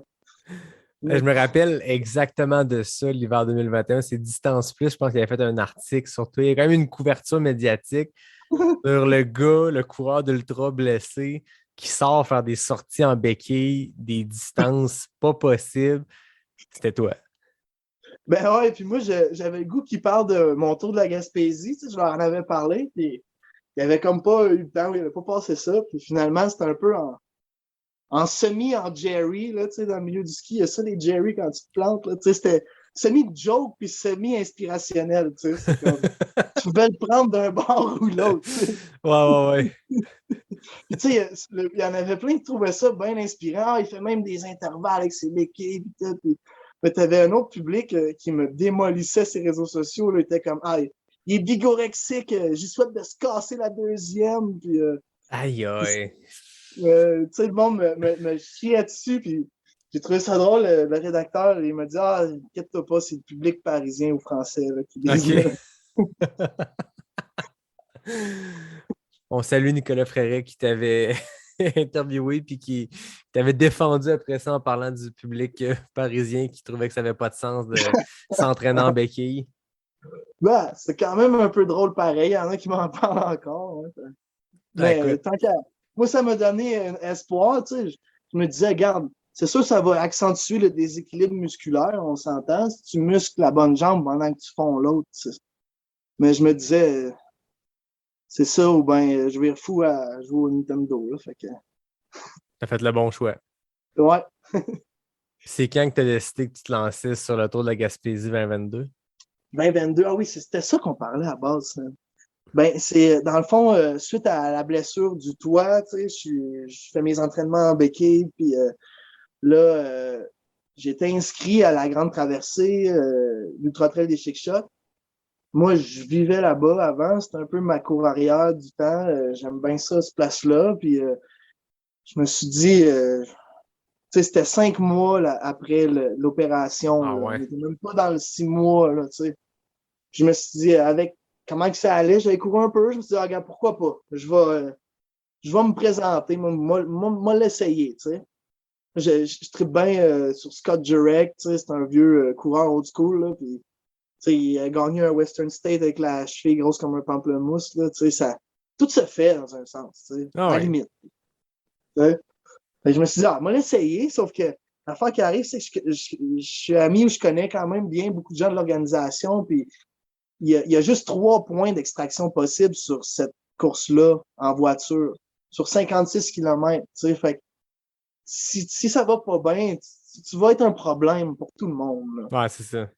Il faut que tu sortes où est-ce que tu peux sortir, puis un accident peut arriver, là, c'est pas de ta faute, là, mais essaye que ça arrive pas. T'sais. Ouais, tu veux pas qu'il colle l'hélicoptère. Là. Je pense que c'est Jeff Tapp qui me contait que dans le temps que c'était l'Ultra Trail du Mont-Albert, ils avaient aidé une édition, puis c'est ça qui expliquait à quel point c'est tough aller chercher du monde dans la cuve du Mont-Albert. Puis tu veux pas DNF loin d'un ravito dans cette course-là. N'importe quelle course, je pense que c'est pas idéal, mais là, t'es deep profond. Là. Ouais, il n'y a pas de réseau, puis fait que je voulais pas être le Jerry encore une fois, mais j'étais allé là, puis mon ami sur l'organisation me niaisait, il était ben regarde, t'as juste à dropper au premier à 19 km, puis là, rendu à 19 km, j'étais là, puis j'avais mal, là, ma cheville, elle était de bonne heure, là, c'était... Le plus long que j'avais fait, c'était 3 heures de course en sentier. Là, je me suis aligné sur un 13 heures, Ouais. Mais en tout cas, il m'a dit, tu peux dropper là, Puis là, il y avait une fille que je trouvais cool qui était là au ravito. Je me suis dit, je vais aller dropper au prochain, là, juste caché, La fierté. Il est dans combien le prochain? 9. OK, je peux bien me taper 9 pour pas, dropper devant ce monde-là. C'est excellent. Fait que là, finalement, je me suis rendu jusqu'au bout de l'allée, jusqu'au lac, là, au 56e kilomètre. J'ai été arrêté par les coupe-temps, le cut-off, les fermeurs commençaient à nous dire, à votre état, à votre vitesse, vous vous rendrez pas au prochain. Là. Fait que, c'était cool, j'ai rencontré du monde bien le fun. J'ai couru un bout, je sais pas si tu le connais, avec Maxime Bernier. Il est représentant, je pense, pour On Running. Il était bien gentil. OK, non, Maxime Simard. Simard, c'est ça, Simard. Il faut le name drop comme il faut. Là. Mais on était comme un groupuscule là, de 7-8 là, qui a comme fini par dropper ensemble. Là, puis, c'était une belle expérience. Puis, moi, ça m'a comme surpris un peu de ce que je pouvais faire là, avec ma condition de compromise de cheville. Là. Je m'attendais pas à me rendre là, puis si c'était pas de la vitesse, du temps, j'aurais pu continuer. C'est parce que c'est très technique, comme beaucoup de monde l'ont dit, c'est très accidenté. Fait que moi, mon ligament, il était encore trop instable. Fait que si j'accélérais, j'ouvrais le pace, ma cheville se mettait à tourner non-stop. Puis dans les conditions qu'on avait d'extraction, là, je pouvais pas me permettre de jouer avec ça. Fait que j'ai pris le pace que je pouvais faire sécure, là, puis il était pas assez vite, malheureusement, mais ça m'a craqué sur, comme pour revenir à ta question sur le tour d'hiver. Parce que avec Benoît, dans le fond, la première fois qu'on l'a fait au printemps, on a créé vraiment une belle relation, moi puis lui, on est comme passé de connaissances amicales à des frères, des amis très proches, en dedans d'une semaine, 10 jours, 8 jours. Puis on s'était pas revu beaucoup. Moi, j'ai redéménagé de la région pour X raisons. J'ai commencé à vivre plus un peu nomade dans mon caravane, me promenais. Fait qu'on s'est un peu moins vu. Fait que c'était une façon de... C'était comme notre plan de base avant que je me blesse. Que, OK, en 2021, t'es trop booké, 22, on pourrait faire cette idée-là de fucker, projet bizarre-là. Puis moi, quand je me suis cassé la cheville, j'avais abandonné, je pleurais un peu ce projet-là, mais suite à la performance du Ultra Trail Chic Shock, je me suis dit, hey, pourquoi pas comme essayer ce long shot-là, qui le départ, il était 11 mois après mon opération. On était encore dans le 6 à 12 mois, là, Juste pour faire mentir les médecins un peu, là. Mon chirurgien, je sais pas, là, mais genre, il capoterait, là.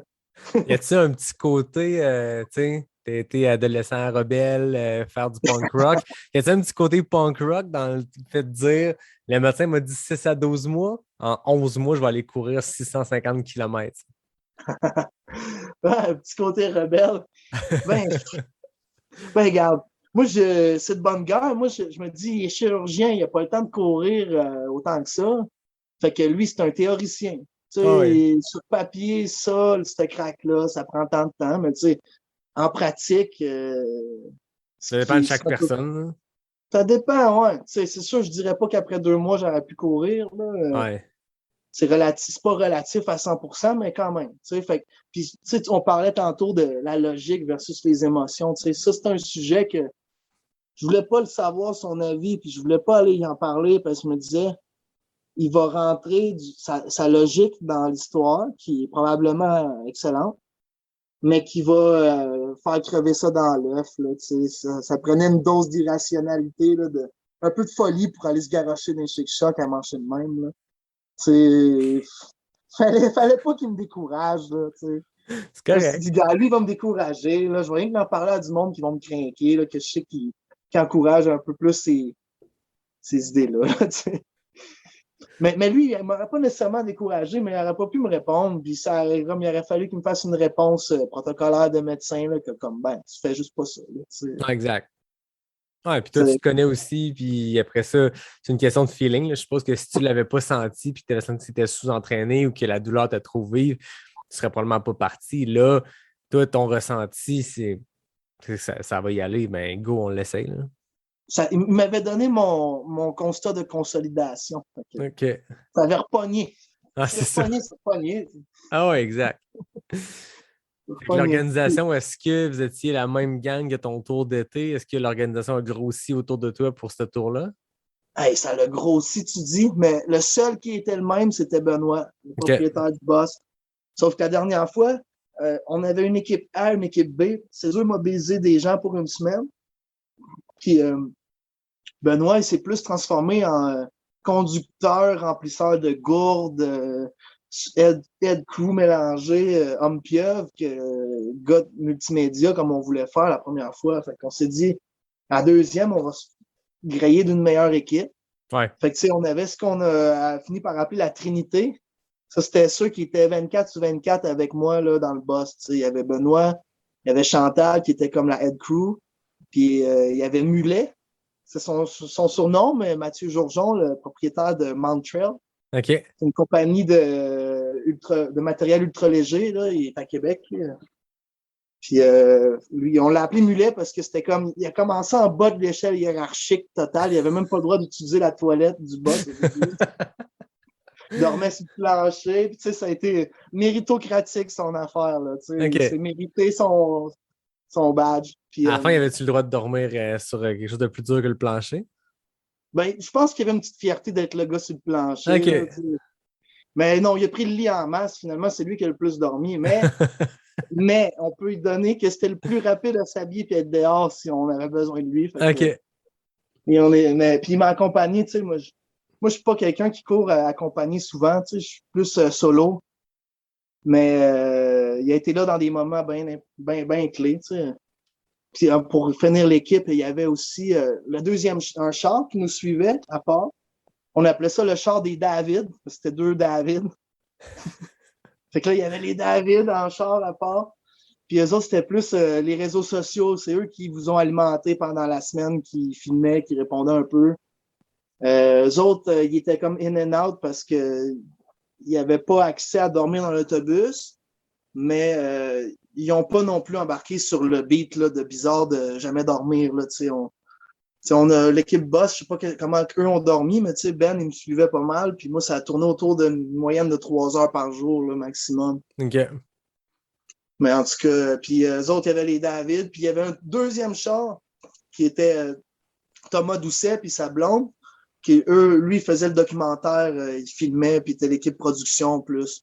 Benoît étant l'équipe photo, lui plus vidéo.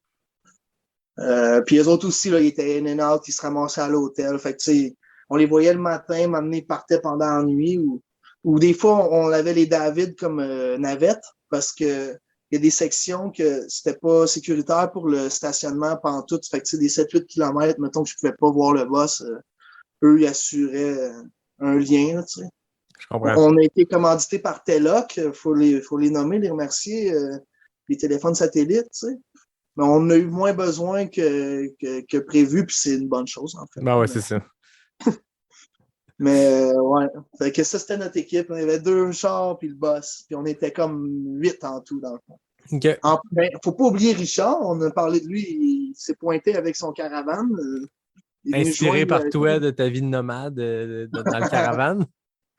il a joint la page Dodge Falia sur Facebook, puis il est parti là-dessus. La page Dodge Falia, c'est bon, ça. Ouais. Mais ouais, il est venu aussi, puis il y a quelques personnes qui sont venues. Moi, j'invitais tout le monde. J'étais là, hey, venez, on va être 50, tu sais. Mais, mais c'était l'hiver, puis c'était loin, puis tu sais, puis moi, j'ai été un peu, pas victime de mon succès, mais je suis quelqu'un qui court seul, comme je disais tantôt. Fait que j'aime beaucoup ça, le social. Là. À un moment donné, il y avait des yeux partout. Il y avait les caméras de Thomas, les réseaux sociaux, le Richard qui arrive. Puis, tu sais, Richard, on s'était jamais rencontrés avant. Fait que, tu sais, c'est bien cool, là, mais tu sais, il est arrivé, je pense, quoi, le 2e soir d'ennui ou 2, 3e.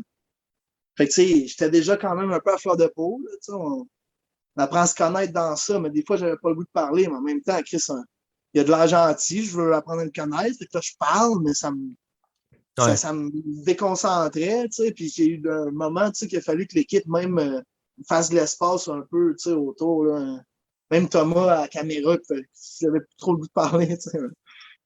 Mais je pense que ce que tu expliques là, c'est bon pour n'importe qui écoute, qui veut faire une course avec un crew ou un pacer.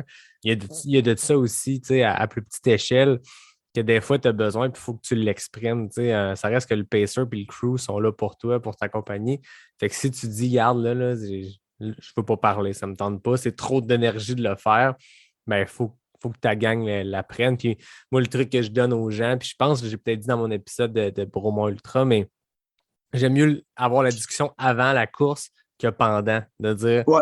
ça se peut que je sois bête, ça se peut que je sois autoritaire, ce que je ne suis pas dans la vie, mais c'est dans la course, c'est la fatigue qui va parler. Je suis désolé d'avance, mais je ne m'excuserai pas. Tu sais? Je pense que ça fait partie de la game. Là. Sorry, man. Non, c'est ça, exact. Sorry, not sorry, ça va arriver. Puis je suis désolé. Puis finalement, ça arrive pas tout le temps, mais des fois, c'est pas tant que ça sort bête que, comme tu dis, c'est normal d'avoir un moment où tu dis à ton PC, regarde là, ça me prend tout mon petit change, je mets un pied devant l'autre, que j'ai comme pas l'espace de tenir une conversation. Là. Ouais, sauf que des fois, c'était même pas de leur faute, puis c'était plus fort que moi. Oh oui, non, c'est qu'il clair. fallait que je leur demande d'être en arrière avec une distance minimum. C'est correct. Regarde, c'est toi qui es en train de faire un défi. Ils sont là pour t'accompagner. Si c'est d'être 4 mètres derrière toi, regarde, c'est correct, c'est de la bonne distanciation. Là. Ouais, mais ouais, regarde. Mais des fois, c'est le contraire. T'as le goût de jaser, mais tu sais, c'est. Puis j'ai développé un tic vraiment étrange. Ça m'était jamais arrivé autant. Moi, des fois, quand je cours puis je tombe dans l'une ou je défocus, ou j'ai une pensée négative ou n'importe quoi, ça m'arrive de faire une forme je me kick la cheville avec mon autre pied, genre. OK. C'est comme je me fais un petit cloup, tu sais, puis ça me réveille, puis on dirait que c'est mon inconscient, je sais pas. Tu sais, c'est pas voulu, puis ça m'arrive. Sauf que quand j'étais avec le monde, si je courais avec Richard, ou des fois je parlais quand je voulais pas parler, puis je me suis mis à avoir ce tic-là, mais à l'infini, là. Genre, des fois, là, 10 fois en ligne, puis mes chevilles ont enflé, j'avais une sensation, je me suis déjà fracturé plein de choses, puis je sentais ça comme une fracture quasiment. Ah ouais, OK. Mon corps me parlait, là, genre, ta gueule, arrête de parler, man. Puis, tu sais, ça fait 2 jours, là, il en reste 6, là, tu sais. Garde ton gaz, tu sais, parce puis je parlais, puis j'essayais de jaser, puis mes fins de phrase, je les laissais tomber. Comme si mon intention, elle lâchait avant la fin de ma phrase, mais je parlais pareil. C'était quoi ton objectif par rapport à la première fois? Tu avais fait tes apprentissages la fois d'été. Là, si tu vas le faire l'hiver, tu sais que tu n'auras pas de chaleur, mais tu sais que tu vas avoir plein d'autres défis. Tu avais ça un objectif de temps, de jours où tu y allais pour compléter le tour? J'avais plein d'objectifs mélangés. Dans le fond, j'avais ABCD. Tu sais, à la base, c'était de faire plus vite qu'au printemps 2020 en hiver. Okay. Déjà, battre le premier temps l'hiver, c'était ça l'objectif officiel. Là, je me suis mis à flirter avec des idées, là, tu sais, comme en moins d'une semaine, tu sais, ou en 7 jours, tu sais, puis là, je calculais, si je fais 125 kilos par jour, c'est 5 jours, puis là, j'avais des buts de même, sauf que j'étais tellement serré dans ma récupération de chirurgie que j'ai même pas pu faire, mettons, la longue typique qu'il aurait fallu avant. Tu sais, j'ai couru 2500 kilos en préparation, mais j'aurais aimé ça faire une semaine de 300, 350 Ouais. une fois avant de partir. Fait que mon choc métabolique, je l'ai vécu là-bas. Tu sais, fait que mon jour 2, ça a été, tu sais, j'ai fait 105 kilos jour 1. Jour 2, j'ai fait 71, puis ça s'est mis à remonter après. Mais tu sais, j'aurais pu me passer de ça et être plus performant, tu sais. Ouais. Mais c'est pas grave parce que l'idée, il y avait ces buts-là de temps, mais un moment donné, c'est devenu plus grand que ça. C'était d'avoir un beau moment, tout le monde ensemble, une belle aventure, tu sais. Je suis allé dans des zones rouges, j'ai dormi en 20 heures en 8 jours, OK, fine, mais tu sais, mettons, à la fin, on aurait pu finir là, en 7 jours, quelques heures, là, puis de nuit fatigué à l'arrache, puis décider qu'on se réarrêtait, on va laisser le jour se lever, on va se reposer un peu, on fait un beau finish de fin d'avant-midi, là, on va faire des belles images, on va être mieux, tu sais, puis tu sais, c'était un peu... je voulais que tout le monde soit bien, tu sais, il y avait une belle ambiance de... Tu sais, oui, c'est moi le coureur, mais tu sais, moi, je leur demandais si c'était correct, tu sais, tout le monde veillait les uns sur les autres, puis... tu sais, puis je voyais que les autres ils étaient fatigués aussi à un moment donné, là, ça dormait pas beaucoup, puis... tu sais, les David, les Galaises, un des David, lui, il en revenait pas. Lui, c'est un coureur, OK? Ça, c'est une belle histoire, je vais le dire vite fait. Lui, c'est un coureur, mais son personal best, mettons, un demi-marathon. Tu sais, puis il s'entraîne, fait des 15, mettons, c'est longues, là, puis tout ça. Puis lui, il pensait qu'on allait courir 7-8 heures par jour pour faire du barbecue après du camping, là, tu sais. C'est ça. Ouais, je comprends. Fait que là, à l'auberge, j'étais là, mais là, qu'est-ce que tu dis là? Tu vas courir la nuit, puis 3 heures, puis non-stop. Puis moi, je suis venu profiter de la Gaspésie un peu aussi, là, tu sais. Il a pogné un 2 minutes. Ah oui, Galaise, il a pogné son 2 minutes en asti, puis ben, il a eu une belle attitude, il s'est accroché, il a failli quitter, il est resté, puis tout. Puis à la fin, il est venu pacer, il est venu courir avec moi sur la 299, puis il a couru 60 km dans sa journée, même un peu plus. Aïe, aïe. Il a explosé son personal best de 300%. Hein. C'est malade. Ah, c'était cool, là. J'étais content qu'il vive ça. T'sais. Il a fait un demi le matin, puis après ça, il est revenu pour 40. Puis moi, je ne le voyais pas, le kilomètre passé, il m'a dit ça après. Puis, c'était vraiment cool. Il y avait un bel esprit familial. T'sais. Ouais. Ça a parti d'un défi personnel, mais c'est comme devenu une aventure de gang. Ouais, exact. Parle-moi des hallucinations. Tu dis que c'était pire la fois de l'hiver. Qu'est-ce que tu as vu, là? On veut du crunchy, là. Je sais pas, ça a commencé soft, là, mettons, genre, j'étais avec Mathieu, avec Mulet, puis je parle que j'ai goût d'aller à la toilette, puis lui, dans sa main, il me donne une gourde, puis je vois un papier de toilette, tu sais. Ça a été le début, tu sais. Sinon, un peu plus intense, je sais pas, je courais, puis comme dans mon angle mort, à gauche, tu sais, sur le bord de la mer, il y a comme une vieille madame, tu sais, 55 ans, là, 60, qui nous a dépassé en courant. J'étais comme, man, c'est pas vrai. Tu sais, j'ai pas cru qu'elle était là longtemps. Ah, mais, tu sais, ce moment, la vieille madame, elle nous a skippé. Tu sais. Je trouvais qu'on allait pas assez vite. Mais... Ah, c'est ça, c'est la petite madame qui allait plus vite que vous autres. Ah, mais il y en a qui vont vite, des petites madames, laisse-moi dire ça. J'ai vu ça au Iron Man. Ah, c'est ça, hein? Ah, c'est bon. Mais à part ça, je sais pas des. Qu'est-ce que j'ai vu d'autre? Ben, le manque de sommeil aussi, à un moment donné, me rendait irrationnel, tu sais. On était à 299, puis il n'y avait pas un chat, c'était beau, il neigeait, les arbres loadés de neige, les sapins, puis moi, c'était rendu que les sapins avaient l'air méchants. Là. OK, ouais. C'était comme full beau, mais moi, je voyais que c'était glauque, genre, on dirait que c'était un... Tu sais, une lunette grise, là, tu sais, puis Puis j'ai pas perdu la carte comme plus faire de sens, ou plus, genre, savoir je suis où, ou faire, tu sais, mais overreaction, tu sais, trop émotionnel pour des niaiseries, même en le sachant, là. Ouais. Tu sais, mettons, je sais pas, exemple, on s'était dit, moi puis Benoît, OK, tu fais un 500 mètres vu qu'il n'y a personne sur la rue, fais 500 mètres avec le boss, pars-toi, puis on se parle dans la fenêtre, je prends mes choses, puis on continue, tu sais. Puis là, on fait ça, mais là, finalement, je sais pas trop, je voulais autre chose, ou j'avais trop chaud, je sais pas ce que je voulais, tu sais. Puis je suis là, Benoît, puis là, il m'a juste pas entendu, puis il est reparti pour 500 mètres. Mais moi, j'ai comme vécu une détresse là, psychologique de genre, il m'abandonne, il me laisse derrière, j'ai pas de communication, la navette est plus là, j'ai pas assez dormi. Benoît! Là, je savais que ça allait trop loin. Là, j'étais là, OK. Donc, ça, c'est quand même. Ça me dérange pas d'aller là, mais c'était comme. Le but, c'était que ça reste le fun jusqu'à la fin pour que moi, je sois le fun avec eux autres. Puis, fait que là, j'ai demandé de dormir. Sauf que c'était Chantal qui checkait mes heures de sommeil. Fait que Chantal, elle dormait à ce moment-là. Fait que là, les gars, ils me négociaient. Ils étaient comme, dans 10 km, il y a vraiment un beau spot pour dormir. Là. Je suis là, non, c'est maintenant. Please, un 5 de bord. Okay? Tu me négociais de même, mais genre, c'était tellement pas le temps. Genre, c'est ça, hein?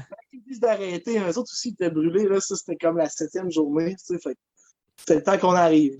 Puis de le faire l'hiver, ça devait être challengeant aussi pour la température. Là. Je veux dire, être aussi longtemps continuellement dans le fret. Là.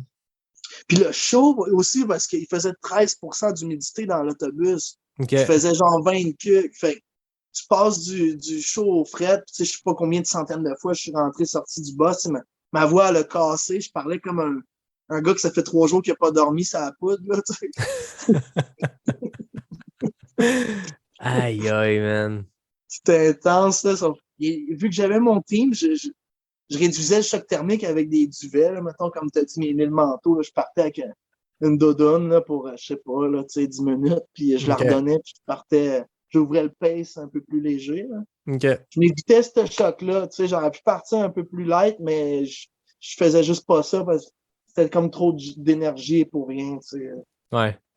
Tandis que je le faisais supporter. Je vais l'utiliser, mon mulet. Là. Tiens, prends mon duvet. Exact. Puis quand tu as eu fini ou quand tu as vu ta ligne d'arrivée fictive, ou en tout cas Sainte-Anne-des-Monts, quand tu es retourné à ton point de départ, c'était quoi le feeling après 8 jours à courir dans le fret, dans la fatigue, dans marde, dans la température pas possible? C'était quoi ton feel? Ben, je t'avouerais que je me suis fait j'embêter par mon expérience la première fois. J'ai trop transposé, je me suis trop dit que ça allait ressembler à l'autre fois sur certains aspects, tu sais, comme la première fois, à partir de la 2,99, c'est à 500 kilos sur 660. Moi, ça a commencé à aller de mieux en mieux, tu sais. Il y avait une euphorie qui m'a porté jusqu'à la maison, là, tu sais. Sauf que là, mettons, dans le tour hivernal, on a mal géré le sommeil. Ça, il faut que j'en parle parce qu'il est arrivé des péripéties de sommeil, tu sais, puis mettons, je sais pas, le bus, il était trop chaud. Fait que moi, j'avais 3 heures pour dormir, puis j'ai pas été en sommeil profond. Ben, je me suis réveillé en bouffée de chaleur 3-4 fois en ligne, puis on a skippé cette nuit-là, tu sais. Ouais. Là, continue, OK, c'est pas la fin du monde, même si ça l'a un peu. Là, OK, cool, là, j'ai mon 3 heures tout nu en dessous de ma couverte normale, là. Mais là, il y a une puanteur qui me réveillait. Là, j'étais comme, c'est quoi ce puanteur-là, man? Tu sais, les souliers à mulets, tu sais, c'était sûr qu'on l'a tout accusé tout de suite. Là, pauvre Mathieu, tu sais, là, on met ses souliers dehors, finalement. Hey, tes bas sont encore en dedans, je pense, hein, tu sais. Ça sent encore, tu sais. Là, il sort ses bas, finalement, ma couverte avait touché à quelque chose de puant, man, puis j'ai skippé une autre nuit comme ça, tu sais, j'ai somnolé, mais... Ouais. Fait que j'étais vraiment, mettons, rendu à percer déjà, là, le manque de sommeil m'avait défoncé, là. On a comme, moi puis Benoît, tu sais, vu qu'on était les deux old schoolers, tu sais, rendus à percer, on se faisait 3 jours, de deuxième fois, fait qu'on avait une dizaine de jours d'expé, là, ensemble, fait on avait notre mode un peu, notre mode sketchy qu'on appelle, ça, c'est quand que tout le monde est couché, genre, sauf moi puis Ben. Puis là, Ben, il se met à tout faire, mais comme version un peu, genre, un peu BS, là, tu sais, un peu mal un peu aléatoire, là. Ouais, très aléatoire, tu sais, mais tout fonctionne. Tu sais, mettons, il allait chercher du gourou dans le frigidaire en arrière en prenant des photos de bouts sur le rack de métal pendant que le boss roulait, qui me donnait la bouffe, puis qui faisait... Mais il n'y avait pas de char, là, rassurez-vous. Mais en tout cas, puis à percer, tu sais, moi, je voulais arrêter, puis en tout cas, il m'a craqué. Puis moi, mon euphorie, elle s'est comme un peu vécue là, tu sais, de Chris, on arrive à moitié, ça va bien, le dénivelé est tout rentré ou presque. J'étais en bonne forme. OK, go, cool. Puis là, on est arrivé sur la baie des Chaleurs, puis le trafic routier a commencé à être un enjeu. Là, il y avait beaucoup de voitures, puis c'était difficile pour Benoît. Il fallait qu'il gère beaucoup de sécurité routière avec l'autobus. Moi, j'étais tout le temps en train d'essayer de protéger ma vie, tu sais. mon genou était enflé à force de faire des torsions pour checker mes angles morts. Le jour, c'était plus difficile parce que je voyais pas les phares. Dans la nuit, j'étais pas obligé de me tourner autant. Non, c'est ça. Puis sans dénigrer les gens de cette région-là, je sentais vraiment pas d'empathie ou d'espace vital qui me laissait sur la route. Là. Le mètre et demi, il s'en calissait. Il y avait 2 chars sur 10. Ah, 2 chars sur 10 me le donnaient. D'habitude, c'est le contraire. 2 chars sur 10 qui te le donnent pas. Mais là, zam, puis j'ai pogné des heures. Tu sais, Chandler, j'étais arrivé là sur l'heure du souper. Ça nous a quand même tiré du jus de dealer les voitures. Puis la météo, ben là, c'est là qu'on a pogné le moins 40 avec les vents de face, là, les vents d'ouest pour la partie. Fait que, moi, je suis comme tombé dans un mindset que, OK, je célèbre plus aucun village, j'ai plus aucun sous-objectif, c'est la 299. Moi, je serais un petit peu content à 299, puis après ça, on en reparlera. On va refaire notre plan de bataille pour la fin, tu sais, pour le final push, tu sais. Sauf que quand on est arrivé à 299, on dirait que ça a trop été un gros objectif, genre trop longtemps, puis rendu là, il en reste 160, là, puis c'est pas la fin, c'est pas là notre point. Tu sais. Fait que tout le monde, tout le monde est là, 299, on remonte vers la maison, puis là, toute l'équipe, on est fatigué, puis il y a eu un Slack qui s'est installé, tu sais. J'avais plus de misère d'avoir leur écoute tête, tout le monde était plus magané, puis on se sentait proche. On a fait 500, il en reste 160. On est relativement proche, mais techniquement loin. Tu sais. Il reste quand même un 100 miles. Hein. Ouais. Puis il a été difficile, je t'avouerais. Là, le manque de sommeil, c'est là mon délire de loi qui m'attend pas, là, puis les sapins sont méchants. Puis, mais j'étais pas en grosse détresse. Là, mais je sentais que je commençais un petit peu à. Mettons, j'avais moins de fun. Ouais, je comprends. Sauf qu'on s'est rendu à l'arrache, puis à l'arrache, pas tant, là, mais tu sais, à un moment donné, comme je disais tantôt, j'ai décidé qu'on se repose un petit 3 heures avant de finir de clarté. Puis tu me demandais comment je me sentais quand on est arrivé à Saint-Anne-des-Monts, tu sais, l'équipe, ils ont trippé entre eux autres, ils se sont bien aimés, puis il y avait déjà des plans de repartir ailleurs, tu sais. Puis moi, quand je suis arrivé à la côte vers Saint-Anne-des-Monts, c'est rare que ça arrive, mais le ciel était dégagé, c'était bien bleu, puis on voyait très bien la côte nord, l'autre côté. Ah ouais. Puis ça tombait que c'était ça le projet que l'équipe avait le goût de faire après.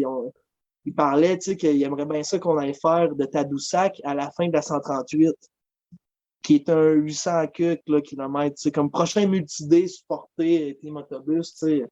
Ils voulaient tout aller là-bas, mettons, l'année prochaine ou cet automne, tu sais. Puis avec moi, toi qui cours. J'avais les yeux là-bas, je le voyais, tu sais. Fait que, tu sais, c'était comme déjà, OK, what's next? OK, on est arrivé, cool, mais... c'est comme mission accomplie, mais on passe aux prochaines missions. Là. Genre, j'avais déjà préparé ce moment-là dans ma tête, puis je voulais pas de creux de projet, je savais, tu sais, moi, je faisais 4 mois, j'étais impliqué à temps plein sur ce projet-là. Tu sais, j'étais travailleur social avec les adolescents en Gaspésie avant, puis là, j'avais comme pas d'emploi, j'étais comme je faisais comme entrepreneur, là, tu sais, j'ai plugué du monde ensemble, j'ai fait de la représentation auprès de commanditaires, de compagnies, je peux les nommer, tu sais, NAC qui ont été partenaires, j'en ai mangé de la bornac. Ils sont bonnes au moins, là. Ils sont bonnes, puis ils ont toffé longtemps avant que je sois plus capable, là, tu sais, je le dis, là, j'ai atteint ce point, mais tu sais, je mets au défi quiconque d'en manger autant avant d'être écœuré, là. Et là, je voyais Mathieu Blanchard qui s'en va faire son expédition. Oui. Je pense qu'il y avait une boîte avec 220 bornacs dans une boîte. Il montrait ça avant de faire son expédition dans l'œil du Québec. Je suis comme, il y a de la bornac là. Il va en mais manger. il faut que tu aimes le produit pour en manger autant que ça. Ah ouais, c'est clair. C'est une preuve d'appréciation. Nomme-les, là, tes partenaires, là, c'est énorme ce qu'ils ont fait. En fait, c'est énorme ce que tu as fait, mais c'est énorme qu'ils aient embarqué dans ton projet. Fait que prends le temps de les nommer. Oui, je sais pas. Tu sais, mettons, NAC qui ont été très généreux. Ils nous ont sorti 40 000 calories de bar. Là. C'est beaucoup de bar. Là. Ah oui.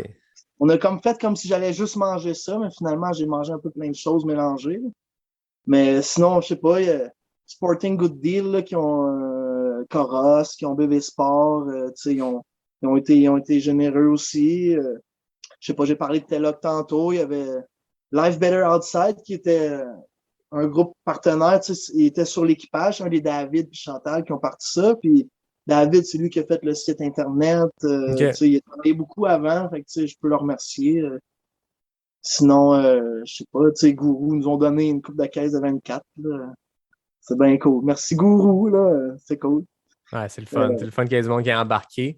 Fait que là, tu arrives à ouais. s'attendre des monts, tu regardes la Côte-Nord, puis tu as déjà le prochain projet en tête. C'est encore aujourd'hui le prochain projet? Ben non, en fait, il y en a Oh! d'autres d'ici là, dans le fond. Il y a OK. déjà une pas pire liste qui s'est installée, qui s'est créée. C'est ça que ça fait quand on court pendant 8 jours consécutifs, c'est que là, on pense déjà au prochain projet, là. Ben, tu sais, regarde, moi, j'ai eu la totale avec la grosse équipe supportée, l'autobus converti, tout ça, puis c'est bien cool, tu sais. Mais là, j'aimerais ça vivre du multi-day, mais en autonomie cette fois-là. OK. Tu sais, je le connais pas vraiment, mais le monde m'en a parlé, ça leur fait penser à Ricky Gates, là, avec un buggy. Mais tu sais, j'aimerais ça partir, tu sais, d'une couple de jours à une semaine, là, sans trop de destination, avec mon buggy, mes affaires, une tarp, matelas de sol, très minimaliste, là, puis de dormir dehors, puis de faire plusieurs centaines de kilomètres, mais sans équipe. Ouais. J'ai été beaucoup drivé par le facteur humain, là, puis je pense que ça pourrait être un très, très bon training mental OK, là, de faire autant que ça, aussi long, mais seul, là. Tu sais, je vais avoir tendance à vouloir aller sur le petit téléphone, vous parler, puis parler à du monde, là, mais tu sais, il va falloir que je touche à ça, là. Fait que, tu sais, NAC sont bien gentils, sont encore dedans pour embarquer là-dessus. Une couple de partenaires encore qui voudraient bien me supporter pour ça. Mais sinon, ça, c'est un sous-projet, tu sais, parce que, comme je disais, il y a Gaspésia 100 aussi en juin.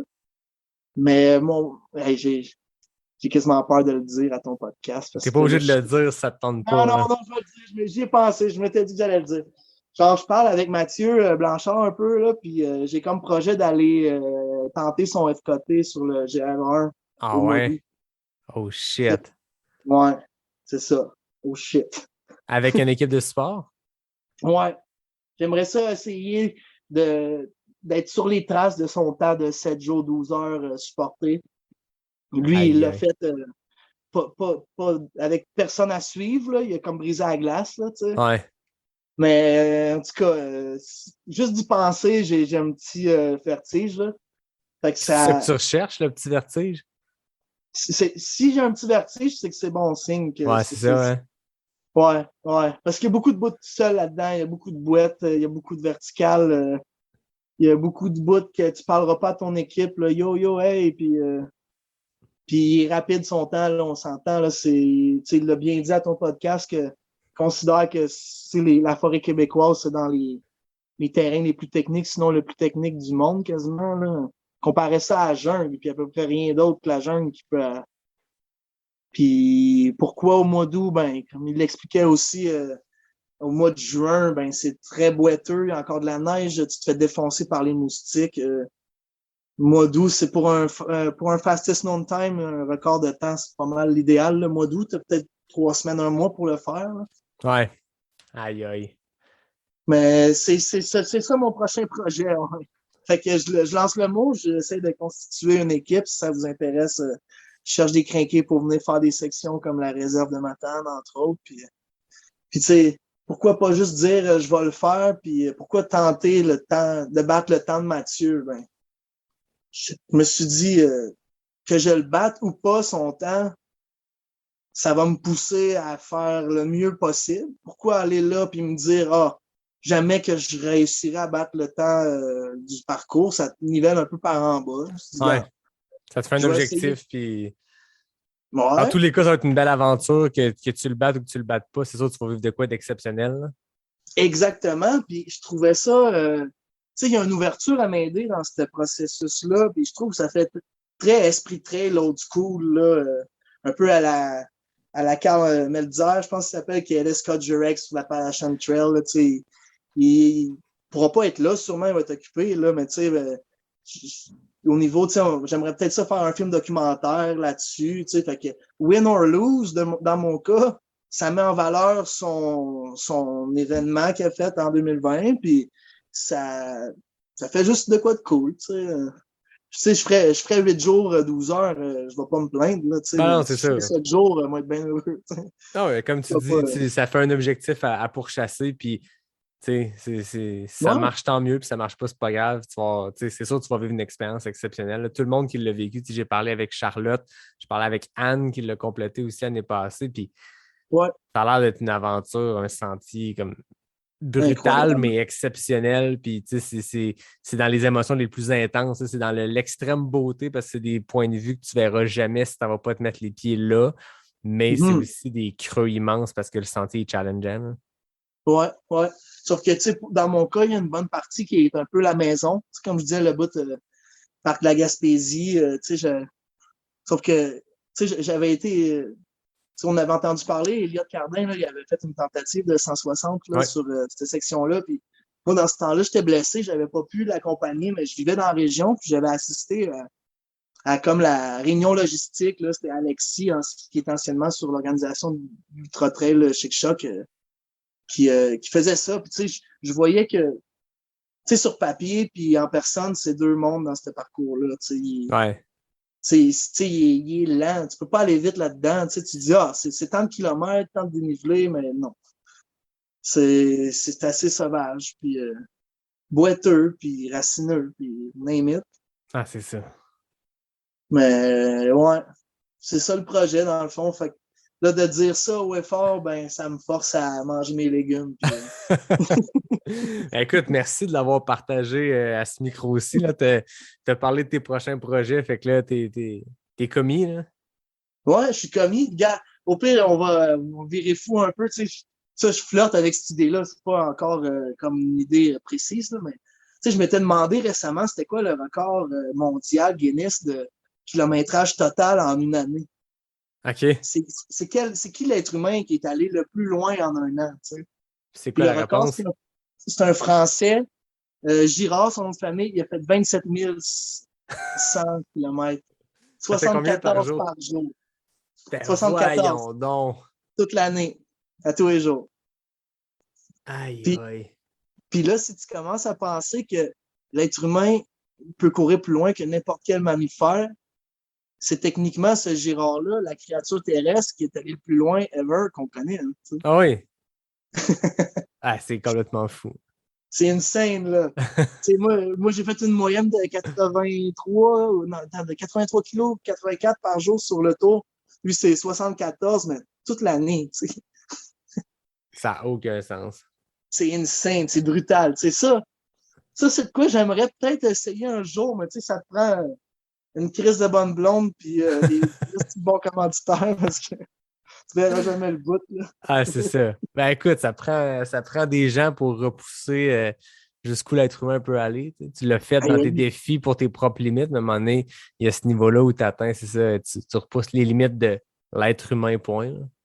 Ben ouais, ça, c'est un peu fou comme projet. C'est un projet de vieux, ça, dans ma tête. C'est un projet de retraite. Ah, c'est ça. Alors, je pourrais remercier Blaise Dubois qui a pris de son temps. Là. Moi, à un moment donné, j'ai fait une petite tendinite achilléenne. Là, comme mon tendon s'est inflammé là, un peu. Mais c'est de quoi que j'avais vécu dans l'autre tour là, des deux bords. Mais tu sais, on avait fait un vidéo call puis il m'a comme fait un diagnostic on the fly, là, comme quoi, OK, tu peux continuer là-dedans, là, c'est correct. T'sais. J'ai trouvé ça vraiment cool de sa part. Là. Je sais qu'il est bien occupé, cette personne-là, cet homme-là. Là, Ouais. Ben, c'est il a très pris le temps généreux de de nous sa répondre part. sur le fly, c'était cool. Ben, tu vois que c'est un Ouais. passionné, là, il est impliqué dans 1000 affaires, mais on l'entend plein de fois justement qui aide du monde dans des défis comme ça, puis qui s'implique un peu partout. Il est partout, Blaise, en fait. Moi, je soupçonne que secrètement, Blaise, il y a plus que 24 heures dans une journée. Ah, je pensais que tu allais dire qu'il y a des clones de Blaise. Ah, soit il y a 3 Blaise, soit Blaise a comme des journées de 36 heures, alors que nous, mortels, on a des journées de 24. Il y a un Blaise qui parle espagnol de ce temps-là, je pense. Ouais, c'est ça, hein, il faut de la promo un peu partout. Ouais, c'est ça. À mon tonnerre, je close tout le temps mes entrevues avec les questions avec l'air NAC. T'es un habitué, t'es un mangeur de bar NAC. Fait que cette question-là, ça devrait bien aller. Je sors mon chrono. Et là, tu le sais, il faut se répondre le plus rapidement possible. Il y a des FKT, 10 secondes, le FKT général, Yvan Lheureux du défi Everest. C'est vite. Hein? C'est vite. Joanie Desroches en 12 secondes du côté des filles. Donc, c'est la première fois depuis. Ça fait pas si longtemps que c'est un homme que le FKT général, parce qu'on dirait que les premiers 60 épisodes, je lançais une petite pointe aux gars en disant là, réveillez-vous parce que les filles vous torchent aux questions avec l'arnaque. Là, Ivan nous a fait ça en 10 secondes dans les escaliers du Cap-Blanc pendant notre balado-réalité. Okay. C'est le record à battre, mais c'est en présentiel à ta défense. On va voir si la magie du Zoom va ralentir un peu ce qui arrive. Mais regarde, le fun, c'est surtout d'entendre tes réponses et de voir si sous la pression, qu'est-ce que tu réponds. Non, puis tes questions sont souvent assez vilaines. Là. C'est ça le but. Tu sais comment les faire. Tu me dis quand t'es prêt, on part ça. Je suis pas prêt, mais go. Route ou trail? Trail. Poutine ou pizza? Poutine. Ironman ou ultra trail? Ultra trail. Été ou hiver? Hiver. Bâton ou pas de bâton? Pas de bâton. Questionnaire, golf ou bar? Golf. Percé ou Saint-Anne-des-Monts? Saint-Anne-des-Monts. Un tir roulant ou technique? Technique. Tic ou casquette? Casquette. Vent de face ou de dos? D'en face. 22 secondes, très très fort. Ouais, selon les vieux temps, je serais pas si pire. Ah, exactement, exact. Selon les temps Zoom, ce serait très bon. Hey, en tout cas, je te l'ai dit déjà, mais merci de ton temps. Je pense que ça fait un sacré bon épisode. On a jasé. Moi, ce que j'aime, c'est qu'il y a cette intensité-là. Ça fait peut-être cliché parce que c'est le nom du premier film qui a été fait sur toi, mais je sens que tu es intense dans tout, dans le bon sens du terme. C'est quand tu te lances dans quelque chose, tu y vas comme all-in. Puis si c'est de te lever à Drummondville, puis de descendre à Charlevoix, puis de faire l'Ultra Trail Aricana à l'arrache, ou c'est de te lancer dans le tour de la Gaspésie, tu y vas comme à fond. Puis c'est bien inspirant, c'est bien motivant pour le monde, je pense, d'entendre ça, puis de filer un peu comment tu as vécu ces aventures-là. Hein. Ben, je te remercie de m'avoir invité, Yannick, puis c'était fait bien le fun de vous partager ça, puis une aventure n'attend pas l'autre, il y en aura d'autres, tu sais, comme même des fois les aventures que je ne vois pas venir, tu sais, moi, je suis, comme tu disais, je suis full-timer dans mon caravane, mais là, je suis en train de vivre l'hiver québécois dans un caravane pas isolant, camping d'hiver, c'était pas prévu. Je pensais me trouver une place, mais je me suis dit, tant que j'ai du fun, on continue. Fait que la vie de nomade continue. On continue, ouais, comme pour ceux qui ne l'ont pas pogné avant, moi, j'ai demandé à un ami pour parler d'une maison, parce que sinon, on a arrêté pas de Wi-Fi dans le char. On remercie ton ami qui m'a permis qu'on fasse l'épisode. Ouais, merci Jimmy, yes. Regarde, au plaisir de se croiser dans un événement trail. Je ne serai pas sur le Gaspésia comme coureur, mais je risque d'être dans le coin de Percé pour l'événement. Puis, anyway, on est jeunes, il y a plein de courses qui s'en viennent, plein d'événements, on aura l'occasion de se rencontrer. Puis allez suivre Antonin, allez voir ses aventures parce que là, tu nous en as droppé quelques-unes, on sait ce qui s'en vient. Tu es très le fun à suivre. Puis en plus, tu avais une équipe médias sociaux, ça permettait de te suivre en live. C'était super intéressant. Fait que tout le monde allait suivre Antonin. Cool. Ouais. Hey, ben, merci à toi, Yann. Puis c'était bien cool de te parler. T'es super. Puis j'espère que tu vas avoir ton micro au Gaspésia. Ben, j'espère bien. C'est un des objectifs d'y aller. OK. Puis de boire de la bonne bière aussi, j'espère. Ben voilà, quand tu n'es pas là pour courir totalement tout le week-end, il y a cet aspect-là aussi parce qu'il y a des très bonnes microbrasseries dans le coin. Là. On va aller pas loin. Je dis ça, je dis rien, mais. Moi, j'ai pas sorti la grosse bière à soir. Là. D'habitude, je bois. Je suis plus fingle que ça. Là, mais... Écoute, une bonne bière Archibald, une bonne bière Boréal, ça permet de délier les langues, d'avoir une bonne jasette. Puis la prochaine fois qu'on se verra, on chinera de la Ovale. That's it. Ben, merci. Moi, comme d'habitude, je termine en remerciant David Hébert pour le design graphique du podcast. Je remercie Fred Desroches pour le thème musical. Je remercie la gang de NAC qui a supporté Antonin dans ses aventures, dans son aventure hivernale, qui supporte le podcast depuis 81 épisodes. Fait que merci William, merci Mine, merci toute la gang. Puis merci tout le monde qui est au rendez-vous semaine après semaine. Puis je vous dis à mercredi prochain pour le prochain épisode de Pas sorti du bois, le podcast 100% Trail.